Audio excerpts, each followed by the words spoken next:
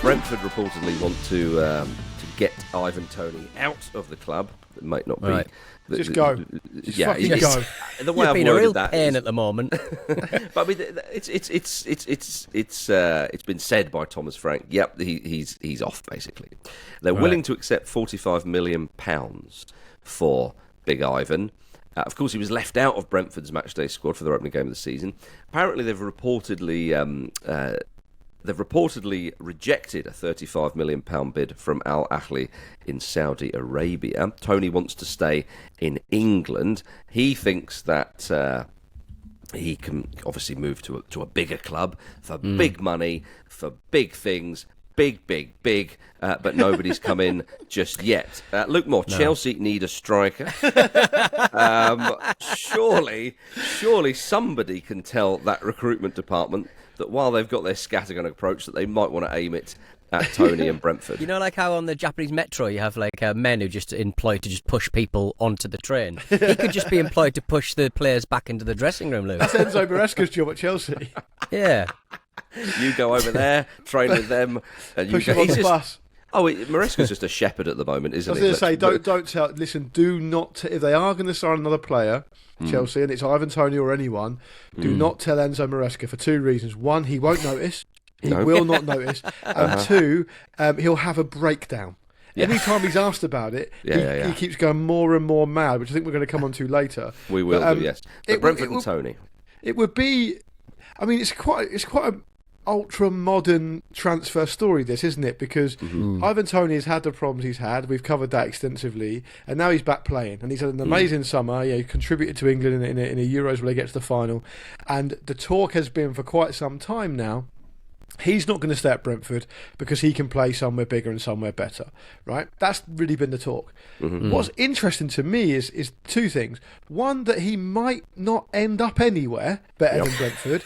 And two, that really, if we're being totally honest, name me a squad in the Premier League that isn't improved by Toney going there. Like, I mean, I understand perhaps as a caveat that if he went to Man City, which wouldn't happen, he wouldn't play, but he would improve their squad. Right, and everywhere else in the Premier League, he goes somewhere, he improves them. It seems strange to me that, given he's in the last year of his contract, and given that he's got to the point now where he's not even playing. Let's not forget Brentford didn't seem to need him against Crystal Palace on the opening day. It's a really, really strange situation. I imagine it'll be resolved by the end of the transfer window. But I mean, if he ends up landing somewhere that's not much better than Brentford, it's a massive backfire. I mean, him going to Saudi Arabia at this stage of his career, I think. So, I mean, you know how I feel about Saudi Arabian football anyway. But it's a bit of a joke, really. So I'm wondering why he's not moved on yet. It must just be because Brentford need a certain amount of money for PSR or something like that. He's in the last year of his contract, and no one's willing to pay at that fee. But for the quality of player he is, I find that very surprising. 45 million. I mean, Chelsea sneeze that out of their nose every morning. I mean, I'm sure somebody will take a tilt on him, but is he just too much of a bellend? Is this what the subtext is here? Is he or not? I don't know if he is or not. What's the chat? Well, he's Marcus? always angling, isn't he? Well, he's always angling for a move, but that is a confident player who thinks he deserves a better club than Brentford. But the colour of people's money has been shown, and nobody's chomping at the bit to get him. I think with Toney, what is he, 28 is Toney? So final year of his contract. I mean, didn't have a great season last season, did he? We didn't play that much, Peter. No, and then when he came back, he didn't score that many. No, but he picked it up at the Euros. His contribution and so on, although a little bit different, I grant you. But what Toney's done in the last couple of years or so at Brentford has been pretty damn good. His personal rise through the leagues, through various clubs, into a proper Premier League player has been quite something. And I agree with you, Luke. I think he improves any squad he goes to. He would be wanting to be a starter, of course, for understandable reasons. But the age he is, the profile of player he is now, England international, he's thinking, I have got one chance now, and it's now to go to a club where the possibility of maybe winning something would be greater, and also money-wise, a big old payday. Now, obviously, he could go to Saudi Arabia for that, but Toney himself has reportedly said he's not interested. He's got footballing ambitions. It's not just about money. But you think about it, the whole prestige is this is his chance to go to a really big club. With respect to Brentford, they're not. They haven't been an established Premier League club traditionally, other than in the last few seasons, really. So, so that's what he's after. But if you look around the kind of teams he's going to join, he's not going to join Man City for obvious reasons. There was a little bit of chat with Arsenal, but I can't see that happeing at all. Like a Giroud guy, isn't he? Was there really I'd chat? take him. Yeah. So do you think he could go to Arsenal then? Well, I don't know, but one thing. I mean, the thing I'll just chuck in there, and maybe you guys can shed some more light on it, is that it was very interesting how quickly and out of nowhere Spurs did that deal for Solanke, right? Yes. And they paid loads more than they'd about to pay for Toney. And Toney is someone they've been linked with before, and clearly because back before he was quite so established, he was seen as someone who could replicate what Harry Kane brings. You know, they've gone for Solanke instead. I think he played all right in his debut, and I think he'd probably be a nice fit for them. But it's a weird situation that they haven't gone after Toney, because they could have got him for a lot cheaper, and I'm almost certain he would have gone there. Maybe there's a wages thing. I don't know. I mean, Solanke's 2 years younger, is he, than Toney? Maybe we're not privy to everything that goes on. Maybe Ange Postecoglou, they spoke about Toney, or they found out about him, and they thought, actually, I don't know, like character-wise, does he fit? Now, I'm not saying Toney's a bellend or anything like that. Pete is. I'm just saying that these conversations do happen. Like, people like to do their background research, and it may not be to the player's detriment per se. It's just that manager likes working with that type of player. So it's not a slight on anybody's character. Maybe they didn't feel it fit, but we're getting into just pure speculation here.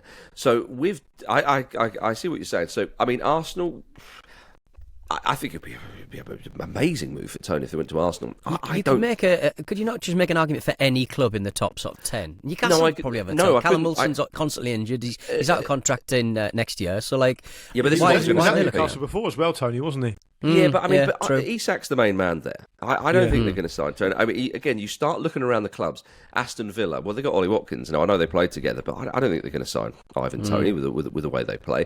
Even if you start looking at, say, West Ham, well, they've just bought Fulkrug, haven't they? He's their main striker.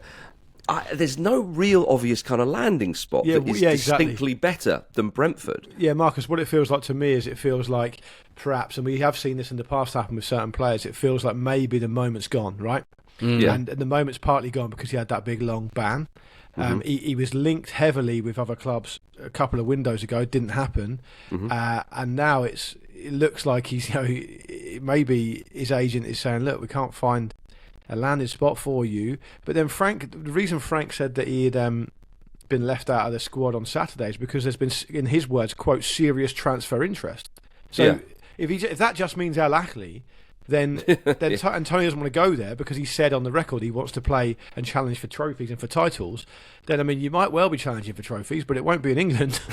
Yeah, exactly, yeah. I'm just sort of looking around at the clubs. Again, anything that's undisputed, significantly better than Brentford. Like, I get Chelsea is the obvious one. Yeah, it's all nice to haves, isn't it? It's all squads that he'd be nice to have, I don't rather think than the main man. Yeah, exactly. As Luke's already said, Spurs have got Solanke. He's not going to go there. I mean, Manchester United, but I think that they're going to go. That they surely, if Rasmus Højlund, they're going to put a bit more faith in him this season and so on. I always take a Fellaini, Marcus. They'll always take a Fellaini, I'm sure. Not these days, Peter. They're a changed club, we're told. A changed club. So I think that's one of the problems for Toney. I mean, the absolute best case scenario for Toney would be Arsenal coming for him, which I don't think is going to happen. But if he did, it would be absolutely sensational. And then worst case scenario, obviously, he has to stay at Brentford. Oh, that's a dig. The reason why it's worst case scenario is because he has to kind of basically turn up on match day and go, yes, sorry about that, everybody, and then pretend he's the Wolf of Wall Street and suddenly go, you know what, I'm not leaving. Yeah, but he's already had to do that after a fucking ridiculous ban for being an idiot. Well, this is it. They're going to be quite used to it, aren't they? Well, I just find it funny from Brentford's point of view that the club were very, very good with him by all accounts when he had this ban. The club have been very patient. They've been very professional, and they've been very compassionate with Toney. And then he's just a bit like, right, it's time for me to move on. So we shall have to wait and see So I don't think he's going to go to Saudi Arabia. I think that would basically end his England career. You'd have to say. Dimitar Berbatov is linking in with Arsenal this week as well. So you're going to listen to Big Dimmy.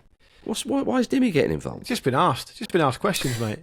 Well, okay, fine. He's got no right to have an opinion, though. And Pete and you have.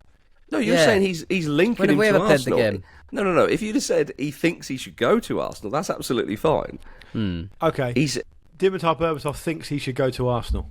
Oh, does he? Oh, yeah, fair enough. Good on him. Nice to hear from old Berber. Yeah, exactly. Yeah, a Fulham legend. So always a pleasure to hear his name when an opinion is given. Yeah, all right. Absolutely. Well, but probably by the end of this podcast, Ivan Toney will have gone to I don't know, Liverpool. Now let's move on to Brighton, who have been splashing the old cash in. They've completed the signing of Jorginho Rutter for a club record fee of £40 million from Leeds United. I didn't think Brighton spent big, Peter. What's going on?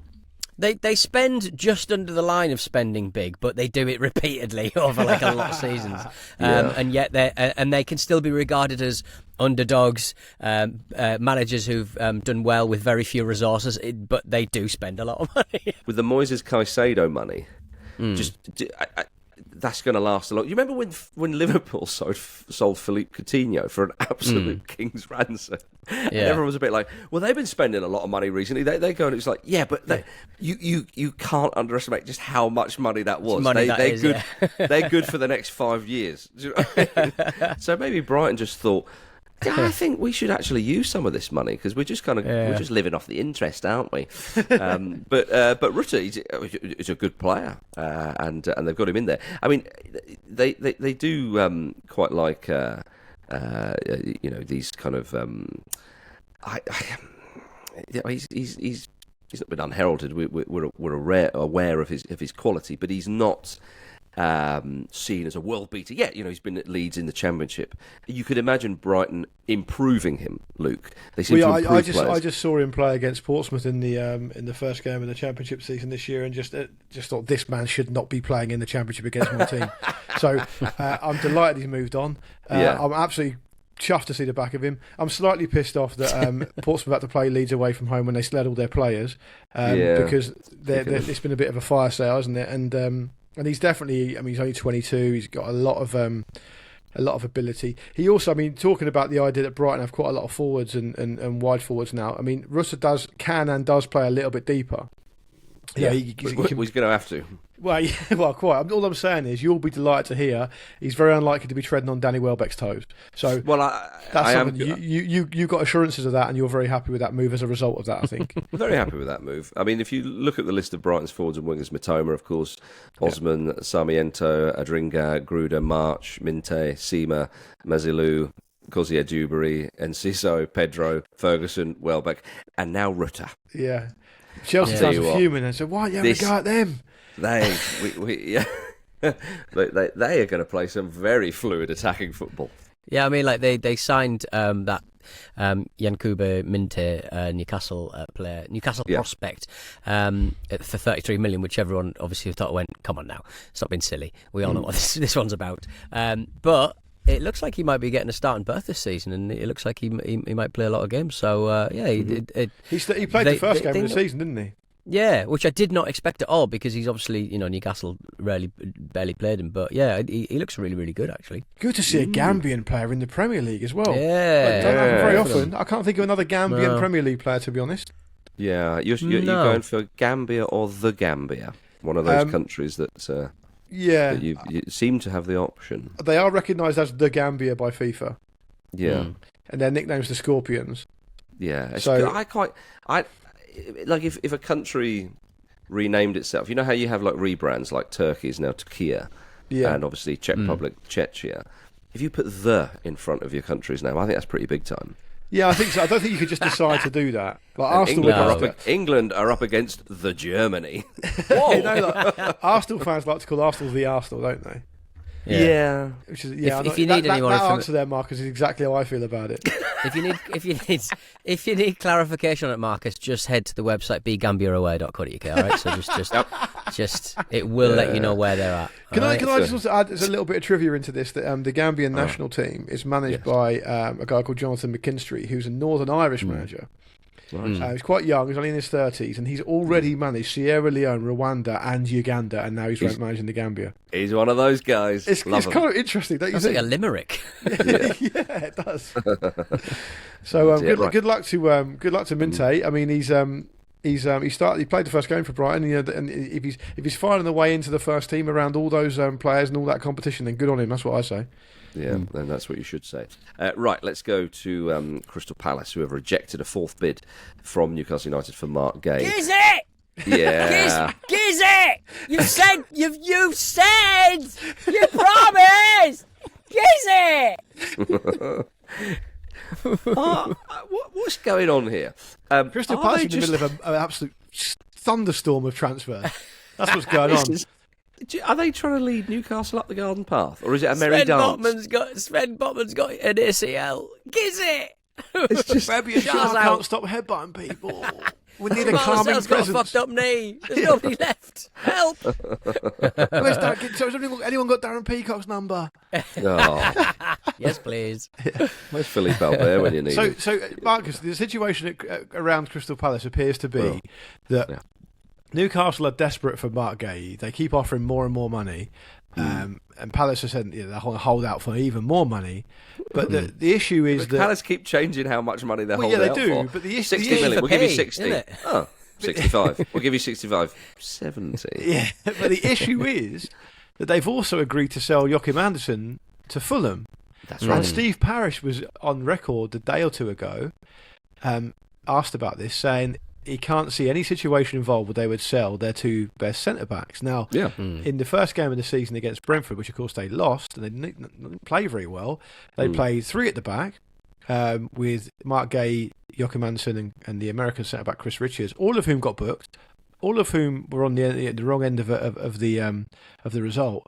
And it feels to me a bit like if you're a Crystal Palace fan, you'd be pretty excited coming into this season, given how they ended last season, given how interesting the manager looks and the players they've got, and you're now all of a sudden in the middle of quite a negative situation, because if Marc Guehi, who doesn't seem like the type of guy who wants to force a move, but if he does want to go and Newcastle give the money, they're going to lose two of their best players. They've already lost Michael Olise, so it's a really difficult situation for Palace. It is, and with this transfer going on and on, you just wonder if that destabilises the squad a little bit, because he's such an important player, and also the manager's plans. Because if the manager's thinking, right, because he likes to play with the back three, Guehi's a big part of that, there's no doubt about that. He's thinking, well, how long am I going to have this guy for? Is it a matter of days, weeks, or is he going to stay? Guehi's got 2 years left on his contract, and Palace and Parish are not stupid. If they can get 70 million for one of their players, they're going to take. They're going to do it. Well, yeah. So we are led to believe. But the point is, for a club like Crystal Palace, that is an enormous amount of money for one player. Guehi's a great player, but come on. I'm surprised they haven't actually parted ways already with him. Now, one might say, well, but staying in the Premier League is more lucrative than selling Marc Guehi. Okay, I kind of get that, but I don't think if they sold Marc Guehi, then they would necessarily go down. But it would be definitely a weakened side. So I'm not sure. I mean, if Steve Parish is holding out for another couple of million, I know a few million is, it's not to be sniffed at. But when we're kind of talking about this, you get into sort of monopoly money a little bit. I do wonder if I mean, because he knows that that Guehi's a sought after centre half, and clubs have been interested in Marc Guehi for longer than just this summer. I wonder if it's a case of, is he trying to use this to push up Guehi's price? And then maybe in the January transfer window or next summer, it's a bit of a gamble, this, of course. He's hoping for even more money from a bigger club. I don't know. That seems probably unlikely. But I just wonder what he's playing at. Well, the reality is you can't... It's fine to talk about all the different numbers and, it's a lot of money and all the rest of it. But you can't realistically go into the Premier League season losing, your best attacking player, arguably, I know they've got some other candidates for that, but he is one of their best attacking players, Michael Elise, or he was. Joachim Andersen has been really important and reliable for them, and their best centre-back and captain in the same window. And the situation, and the other thing you've got to bear in mind is if you hold out and hold out and hold out for an extra few million, as you say, well, there's only a week left of the transfer window. Yeah, well, so exactly. How are you going to replace him? Well, I suppose, I would imagine what's going on, and Paris is no fool. Surely they are sort of waiting and playing this whole give us a few more million, give us a few more, a little bit here and there. And then, whilst that's going on, they're trying to find a potential replacement. So if they can get a potential replacement who's deemed worthy enough to come in and fill Marc Guehi's enormous, classy boots, then they'll go for it. So that's probably the case. I mean, that's what happened with Fulham and João Palhinha. It was quite well documented when he was first holding a Bayern Munich shirt. He was in Munich at the time, and Fulham said, look, you can go if we can find a replacement. They knew the money was going to come in from Bayern, and they couldn't find a replacement. They said, well, sorry, mate, but we need you. I wonder if that's the situation with Guehi and Palace at the moment. So, I mean, listen, I don't know Oliver, I'm hearing great things about one at the back defences. I think that's the way the game's going, and if you want to modernise, you get it straight up top you have to to be the boys. sensible. But pretty much every Palace fan sort of mate that I've got basically all say, like, no matter what club he goes to, he is an oven-ready, good-to-go captain of your club sort of thing. Yeah. And with Newcastle, Jamal Lascelles is obviously, I think he's only got one year left, and I don't think he'll get an extension because of his age. But I think he'll be the next captain of Newcastle if he comes over. So despite his age. Yeah, I mean, it'd be a brilliant transfer for Newcastle. There's absolutely no doubt about that. They're weighing up whether they're coming back for a fifth offer. They're also reportedly considering Joe Gomez as an alternative, which, as an alternative, would be a fantastic option as well. I think Gomez should be starting Premier League games. I know he started a fair bit for Liverpool. At 27, though, you expect him to, don't you? Yeah, he should be getting into a position where he's nailing down a position. But at centre half, particularly, he's played a lot of fullback for Liverpool. He's played a bit at centre half, but for me, I've said it a number of times over the years. Joe Gomez is a brilliant centre half, and he's never really given too many opportunities at Liverpool to show that. If he came into a side like Newcastle, who are pretty good defensively, under Eddie Howe, I think you'd see Gomez really become the player that we saw a few years ago when he was starting a few England games with John Stones at the back and all that. I think that would be a great alternative. So Newcastle, they've got to weigh it up. Do they start going back in for Guehi, or do they think, no, you're just pissing around here, or do they go all in for Joe Gomez? It's not a bad sort of backup, though, is it? Kind of going in for Joe Gomez because Dan Burns' versatility has proved really, really invaluable at left back and at centre back as well. And I think if Joe Gomez can sort of move around, shuffle around as and when needed, he probably wouldn't like that because he wants to nail down a position. But I think his versatility is such a huge asset in any side. I'd be well surprised if Liverpool would allow Gomez to go, because I mean I know that all the talk is that Slot likes Gerard Quansah, and obviously he started the first game against Ipswich, although I think he was subbed off. They've got Van Dijk, Konaté, Quansah and Gomez really, and I really think if you want to kind of compete on different competitions, you need four centre backs. Yeah, but Gomez, from Gomez's point of view, if he's fourth choice centre back for Liverpool, I understand he might be at times first or maybe second choice fullback. Come on, if Newcastle came in for Gomez for 60 million, I think the Liverpool's arm might be there for the twisting. So anyway, let's see if they use that as an alternative. But right now they're still in the market for Marc Guehi. But you're right though, they've lost by the looks of it that Joachim Andersen has agreed a deal to join Fulham. So Palace, I think they'll hold on to Guehi because, as you said a minute ago, Luke, it would be a disastrous window if they lost all those players and they didn't have any backup. This late as well, yeah. Exactly. Coming up in the second half, we've got a bit of Chelsea chat, of course. Aaron Ramsdale maybe on the move. And we've got a Jurgen Klinsmann update about his terrible management style. See you in a moment. I'm bored watching Newcastle. Welcome back to the Football Ramble, everybody. Right, time's running out to enter our ticket giveaway. We're giving away 2 pairs of VIP tickets for Football Ramble Time Tunnel. All you have to do is leave a 5-star review on Apple or Spotify, screenshot it, and then send us that screenshot in an email with the subject line Football Ramble Time Tunnel. Do not forget the subject line. VIP tickets mean front row seats at the London Palladium and an exclusive pre-show Q&A with the whole Football Ramble crew. And if you want to grab a ticket anyway, remember that footballramblelive.com is the place to go. It's not far away, people, and it's going to be a Brilzo Thrillzo. Right. It is. As promised, we've got a Jurgen Klinsmann update. Well, as I said, it's not an update. It's more of a... what is it? Sticking the boot into someone we don't like very much because it's funny. Yeah, we're adding even more colour to the Jurgen Klinsmann picture. Let's have a dig at Klinsmann. Come on then, everybody gather round. And now on Monday we discussed the news that Mauricio Pochettino is set to become the new US men's national team manager. We also mentioned their former manager Jurgen Klinsmann, of course, a favourite in the States and, of course, in the Korea Republic.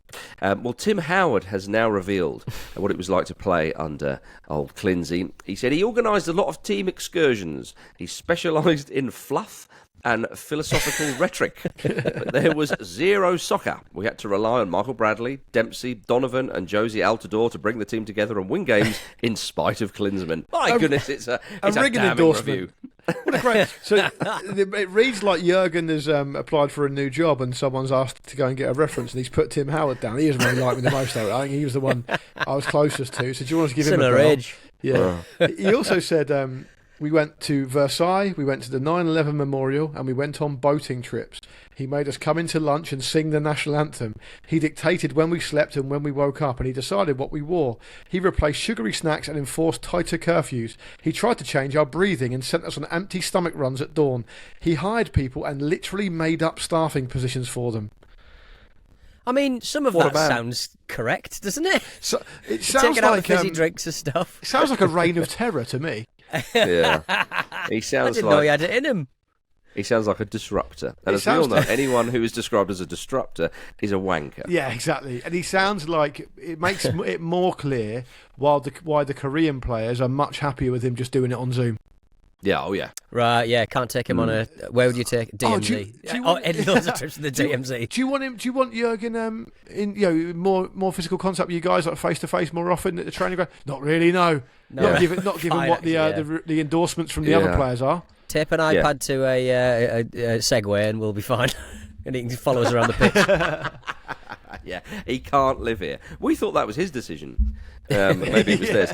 Apparently, though, Peter, you talk about the DMZ.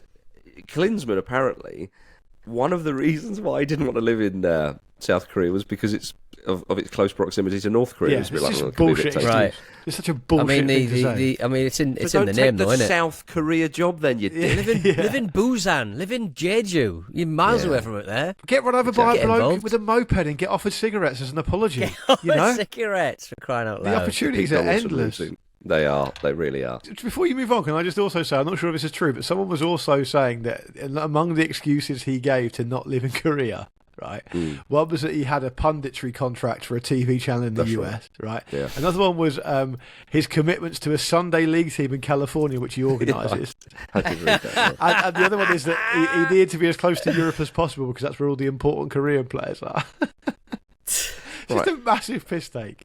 Yeah, but I mean, if he's living in California, is that much closer to Europe than South I'd say Korea? it's negligible, isn't it? Yeah. No, it's 12 hours either way, isn't it? Sorry, it's negligent. That's what I meant to say. We understood and we Yeah. all agreed. Right then, what about this in the transfer market? Wolves have made a bid to sign Aaron Ramsdale on a season-long loan, which will include an option to buy. What do you think of this, Luke? Yeah, I think it's a really strange one. I'll tell you I why. do as well. Because it feels to me that that he might just be going straight into the same situation he was in at Arsenal, but in a slightly Jose different size of club. Because Jose Sarr is staying, as far as we know. That's what it was been reported on this week. He's going to stay at the club, despite there was interest before, but I think he's going to stay. Gary O'Neill wants to add another keeper, fine, but Ramsdale's going to be out the frying pan to the fire here, surely. I mean, surely, because Sarr's pretty settled, and I think he's quite a good keeper. So I don't know. Maybe you guys think he's an upgrade on Sarr. I'm not sure. He's a West Brom fan. He can't be playing for Wolves, can he? Oh, really? I don't know. Okay, yeah, that's a good point. Good angle. That is an excellent angle. I agree with you, Luke. Jose Sarr's been the number one since he signed in 2021. Jose Sar's 31. So I can understand if maybe Sarr was 35 or 36, you'd think, all right, Ramsdale, we'll get you on loan, and then we'll with the option to buy and you become the number one. I don't think he would be. One might say he wouldn't be an upgrade at all. If he would, it'd be only very, very slight. Maybe O'Neill saw stuff last season where he thought, we need competition for keepers. I mean, from Ramsdale's point of view, he would have more chance of becoming a number one if he goes there, just purely because of the fact we know he's not going to be the number one at Arsenal. That's quite clear now. And if anything, Arsenal, if David Raya doesn't cut the mustard, Arsenal would then buy a proper keeper next summer or something like that if he disappoints this season.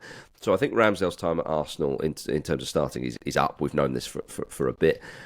If Wolves are the only club that come in for Ramsdale, which I think is a bit of a shame because I think Ramsdale's a good keeper, then from Ramsdale's point of view, you might as well just... I suppose you're damned if you do, damned if you don't. You might think, well, actually, I'm better off staying at Arsenal because it's a bigger club and maybe there's some cup competitions that I might be able to start in. Or he can think, I would just have that little bit extra chance of becoming a number one if I go to Wolves. So I think it's a bit of a strange one as well. Yeah, I think also it really kind of lays bare the difficulty of playing at the top level when you're a goalkeeper, because Ramsdale obviously moved to Arsenal from Sheffield United and a brilliant time of it there, earned his move to Arsenal, played, and then obviously Arsenal have these ambitions they have. Arteta is like super ruthless. They had an opportunity to get a keeper they thought was better and would suit them better. They did that. There was a big chat around who was going to play and who wasn't. It was clear that it was going to be Raya and that's why Arteta wanted him. He was very cute in how he managed that in terms of PR, but Ramsdale was always going to be second choice. And now it's difficult to find a place for Ramsdale because it's ultimately a situation where unless you've got a team that are of the level that he thinks he should be at, that desperately need one because they've lost a keeper somewhere else, he's really going to have to fight hard to get to become a first choice goalkeeper. I mean, I guess the only other option for him might well be a promoted team into the Premier League, right? So an Ipswich or a Southampton or a Leicester or someone like that. But the problem is, I guess from his side of things, he's felt like he's been through that already. Yeah. And also, Arsenal have Garcia from Espanyol coming in to replace him, but then Liverpool are trying to hijack that as well. So they have to agree terms with the goalkeeper to replace Ramsdale in the next week or so, which may or may not happen. So they're not going to go into a season without backup of Ramsdale's level or better. But Arsenal would try and sign him anyway, though, right? Yeah. But I mean, which only just encourages that's the writing on the wall for Ramsdale, I suppose. Yeah. Just wants not true. Spanish Ramsdale. It's tough shit. Yeah. Sorry, mate. That's out. No. And neither's Eddie Nketiah. And he looks like he will be leaving Arsenal as well. He's not playing a goal, though, is he? No, he's not at the time of recording. Marcus, he had sorry agreed... to cut in there. Did you see Mark? Did you see Pete swig from a can of Monster then while you were talking? In the Monster middle of our show, that. he's drinking Monster, flagging. Marcus. That's what he thinks of you. I'm having a Monster. Not only that, a Lewis Hamilton Monster energy drink that was too good to waste with a yellow label on it. Reduced from the Asdas. Reduced, yeah. Marcus, as a fine, upstanding gentleman, you must be devastated to see him do that, Marcus, on your watch. To his body. Sickened would be a more appropriate word. Well, listen, Pete will be sickened after he finishes it. Was £1.19, now £1.20. What a deal. The art of the deal. Rots your guts just the same. Often during the Ramble half-time break, Pete does a Jamie Vardy, doesn't he? He necks an energy drink before coming back out really for the second part of the show. I also had half a dragon fruit as well. Beat that for breakfast. Yeah. A Lewis Hamilton branded energy drink and a dragon fruit. It's confusing. Why? You're a middle-aged man. You shouldn't be drinking energy drinks. No, I agree. Totally. I can have the dragon fruit though. Fine. Yeah. If you are a middle-aged man, listen, don't drink energy drinks. The NHS has got enough pressure on it at the moment. Okay. Yeah, the other stuff got wrong with me. Anyway, what you talk about Eddie Nketiah? Yeah, he's been on the Monster. Yeah, I like Eddie Nketiah. I think he had agreed personal terms with Marseille. Yeah, I saw earlier that. on in the summer, and they couldn't sort it out. So he's now being linked with Nottingham Forest. He just needs to play. He needs to play. Yeah. I think when he was asked to deputise for Arsenal not that long ago, I don't think he did too badly. But I mean, he needs to develop, and to develop, he needs to play. And it's getting to the point now where he's got to do it sooner rather than later because he's now already 25. Right? It's not. It's interesting because he doesn't really play. Because he's one of those players that we have these days that he doesn't play very often because he's comfortable at a big club and they might call on him because they might need him. I mean, it's not even though he spent that much time out on loan. I think he did like one half a season or something out on loan at Leeds. That's it in the Championship. Other than that, he doesn't ever really feel like he's properly established himself, even though he does get introduced from the bench occasionally and all the rest of it. So I just think he needs a move. And there's talk of Nottingham Forest now, isn't there? And if he can impose himself upon that and build up a bit of a rapport with some of the other exciting attacking players they've got there, I think that'd be a nice move for him. Yeah, I did enjoy. It was only a matter of weeks ago when there was some paper talk about Eddie Nketiah and Arsenal wanting 55 million for him, and come on, just come on. If you're not going to play him, you can't ask for that amount of money. Nah, exactly. Okay? That is an absolute piss take. Yeah. Now they reportedly want about 30 million from him. And you think, well, okay, you're learning. You are more honest. Because apparently, Forest have had a bid of 25 million rejected. I mean, Forest themselves, obviously, they got Chris Wood and Awoniyi up front. Nketiah, I would think, would be an improvement on Chris Wood, although I think it's Chris a different Wood's type of player as well. It's a different type of player, exactly, different option. And that sounds a bit harsh on Chris Wood. I don't mean that. I think, Wood chips in with the odd goal here and there. And Awoniyi, just his injuries. It's a great shame because he's a good forward, but he's just had so many injuries. And I think Forest fans have kind of been, having spoken to a few of them who obviously don't represent the whole fan base, there's always been an air of that he might leave. Right. Awoniyi. So I don't know. With that and the injuries, I think Eddie Nketiah would be a good signing for them. There's no two ways about that. Yeah, he missed Awoniyi missed a really key part of the season, didn't he, over Christmas for us with that groin. I think he had to have surgery in the end, didn't he? He missed quite a lot of games. And when you're a team the size of Forest fighting for your life in the Premier League, that is absolutely key. Yeah, it is absolutely key. You're right. Before we talk about Chelsea, who are in action tonight in the Europa Conference League, Peter, we got a message from John on Threads. Now, on Monday, you suggested that refs should come to matches armed with a sausage to use as a silly sausage card. Was it a square sausage? It's a lawn sausage. Yeah, square sausage, lawn sausage. Yeah, that's right. Cooked or raw. Oh, good point. Actually, what would have more? I think cooked would probably have. It's got to be cooked. Yeah, it would have more density to kind of. It's also a delicious snack. And you can also, I can't I've eaten it. You've got to cool it down first, though. Yeah. Well, John on Threads said, can't believe you didn't suggest a pepperami for the silly sausage card, Peter. Well, how would that work exactly? You'd just be waving a pepperami. It would look very silly. I don't appreciate your tone. Suddenly from John, that's a terrible idea. He's literally building on your idea. It's not like a card, is it? It's not allowed. I love it. Because it's in a plastic sheath, isn't it? That's a good point, actually. Yeah. Well, John gets involved, and suddenly Pete gets all logical and serious about the idea. Ridiculous, absolutely ridiculous that you put exactly some what I'd cooked expect meat from in your pocket.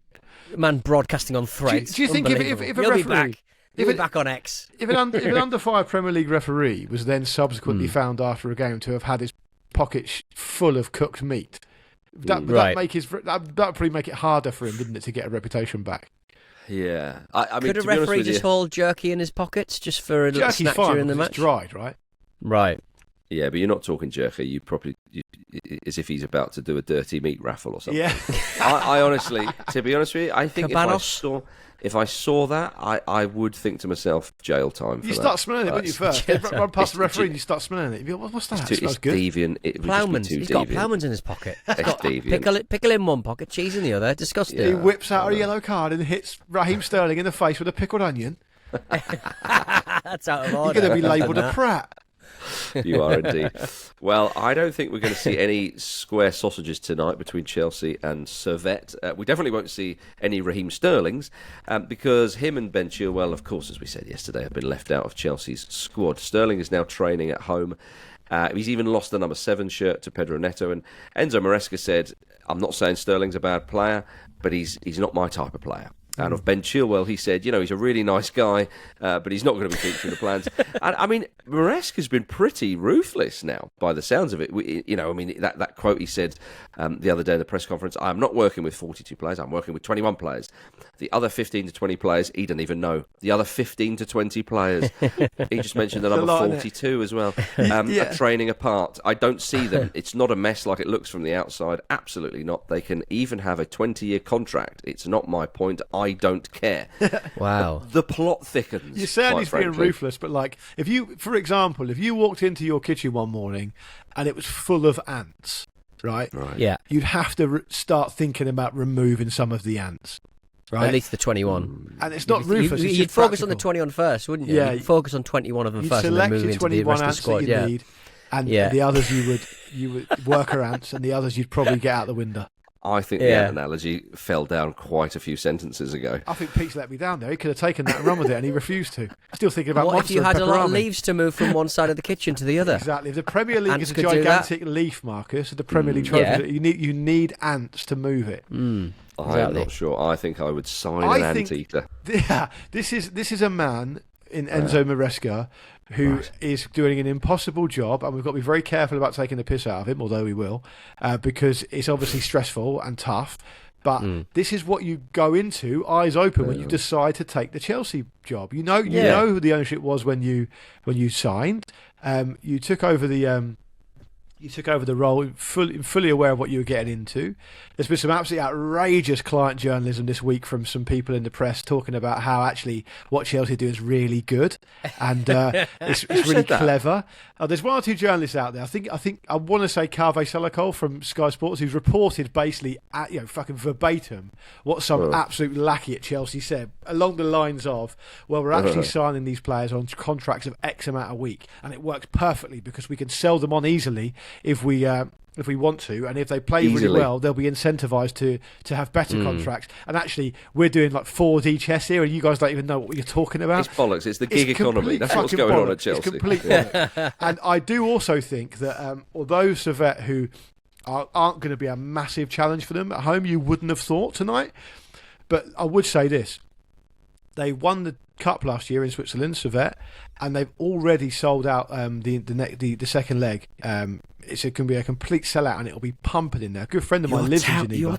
You're touting a Servette win here. I'm just saying. I'm just giving you. I'm giving you an angle. What I'm saying is, a good friend of mine lives in Geneva, goes to see Servette all the time, and he says they struggle to sell out the stadium a lot of the time. They sold this out instantly, and they are pumped for it. And if they can come out of this game at Stamford Bridge tonight with something respectable, and Chelsea carry on like the absolute fucking bin fire they are, I'm just saying there's an angle there.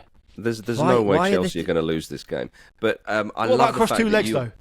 I love the fact it's even less likely. I love the fact that you are touting Servette to win this game, and you are touting that because if they manage to do it, you will be very quick to point out these words you were just saying. On Yeah, this we'll be podcast. hearing that back. Yeah, tomorrow, and Lovely. there'll be a new show tomorrow, and everyone would have forgot what I said. That's how it works. It's not my and- fault you haven't worked that out and- after 15 years. And hence, you'll have to very much remind us, Luke Moore. Yeah. But look, I think that